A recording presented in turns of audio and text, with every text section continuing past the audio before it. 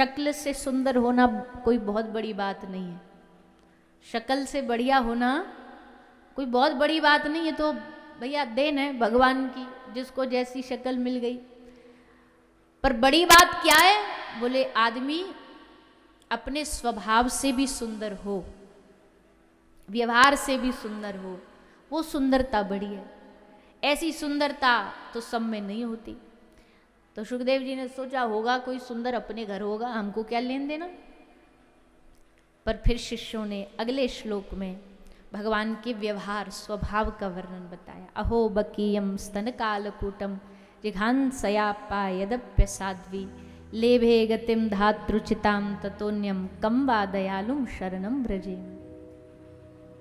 बोले भैया ये जो है ना वृंदावन वाला, ये बाहर से तो है ही बहुत सुंदर, पर उससे ज़्यादा सुंदर है इसका स्वभाव, उससे ज़्यादा मधुर मीठा है इसका व्यवहार। बोले हम कैसे मान लें?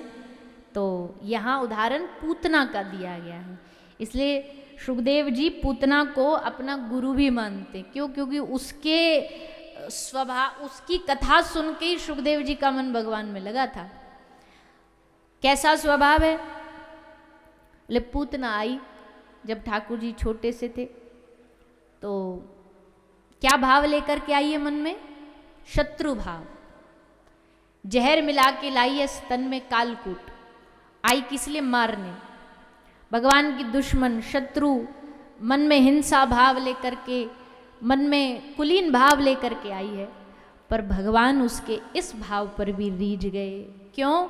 भगवान ने कहा कम से कम माँ के जैसे दूध पिलाने तो आई है, ये भी हमारी माँ जैसी है।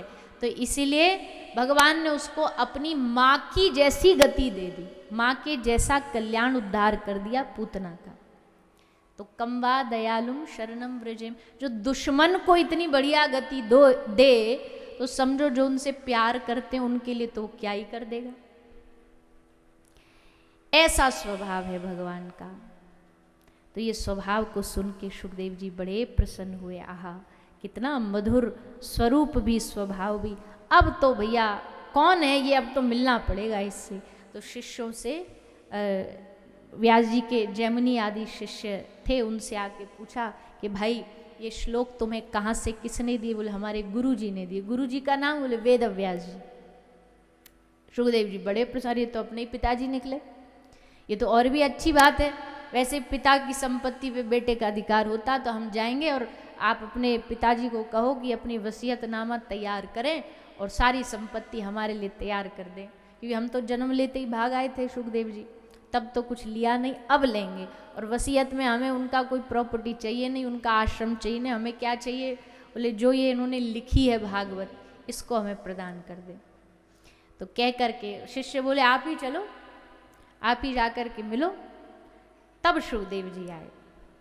एक समय था जब व्यास जी सुखदेव जी के पीछे पीछे जंगल में भागे थे। पुत्रेति विरह कातर आजुहाव, पुत्र के विरह में कातर होकर के पूरे वन में भागे, पर सुखदेव जी लौटे नहीं। पर आज भागवत के श्लोकों के प्रताप से सुखदेव जी स्वयं व्यास आश्रम आए। व्यास जी के पास बैठे सरस्वती नदी के तट पर बैठ करके श्रीमद् भागवत प्राप्त करी। और अब भागवत प्राप्त करने के बाद अब बारी आई इस भागवत को जन जन तक पहुंचाने की। पर सुखदेव जी बड़े बड़े वैरागी महात्मा हैं, इनको किसी से कोई लेना देना नहीं, कौन कैसा, कौन राजा, कौन रंक, इनको तो एक सच्चा अधिकारी श्रोता की तलाश थी जो सचमुच इस कथा को समझ सके। और ऐसे श्रोता उनको मिले, राजा परीक्षित जी महाराज।